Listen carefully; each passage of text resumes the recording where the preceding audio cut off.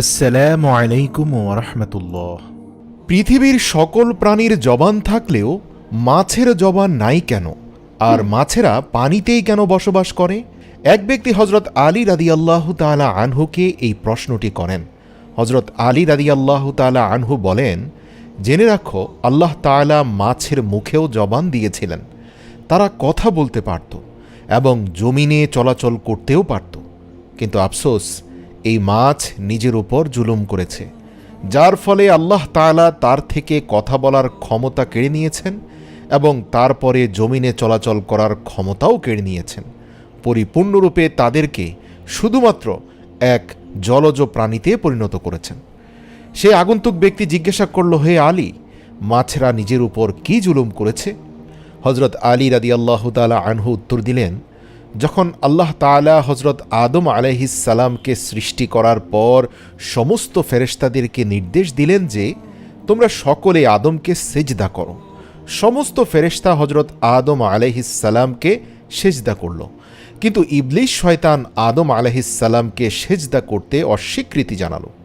ইবলিস আল্লাহ তাআলার হুকুম অমান্য করে বলতে লাগলো, আপনি আমাকে আগুন থেকে তৈরি করেছেন আর আদমকে সামান্য মাটি থেকে, যার ফলে আল্লাহ তাআলা ইবলিস শয়তানকে জান্নাত থেকে বের করে দিলেন। ইবলিস শয়তান জান্নাত থেকে বিতাড়িত হয়ে অভিশপ্ত এবং কুৎসিত রূপে দুনিয়ার জমিনে এসে পড়ল এবং চিৎকার করে জমিনের সমস্ত মাখলুকদেরকে বলতে লাগল, সাবধান, মানুষ এসে পৃথিবীর বুকে জুলুম অত্যাচার করে বেড়াবে।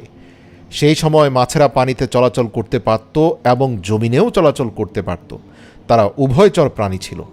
তখন মাছেরা কথাও বলতে পারত। ইবলিস শয়তান সমস্ত প্রাণীদের মধ্যে সর্বপ্রথম মাছদেরকেই কুমন্ত্রণা দিল। ইবলিস শয়তান মাছদেরকে বলল, মানুষ যখন পৃথিবীর বুকে আসবে তখন তারা নিজেদের ক্ষুধা মেটানোর জন্য তোমাদেরকে জীবন্ত অবস্থায় চাকুর সাহায্যে কেটে টুকরো টুকরো করে খাবে। মাছরা যখন এই কথা শুনল তখন তারা সমুদ্রের অন্য সমস্ত প্রাণীদেরকে মানুষের ব্যাপারে এই সমস্ত কথা বলে মানুষের বিরুদ্ধে সবাইকে একত্রিত করতে লাগলো, যার ফলে আল্লাহ তাআলা মাছদের কথা বলার ক্ষমতা কেড়ে নেন এবং মাছেদের জবান হারা হয়ে যায়। পাশাপাশি আল্লাহ তাআলা মাছদের ব্যাপারে এই বিধান জারি করেন যে কোনো মানুষ মাছদেরকে জবেহ করতে হবে না, তাদেরকে জীবিত অথবা মৃত উভয় অবস্থায় কাটা যাবে।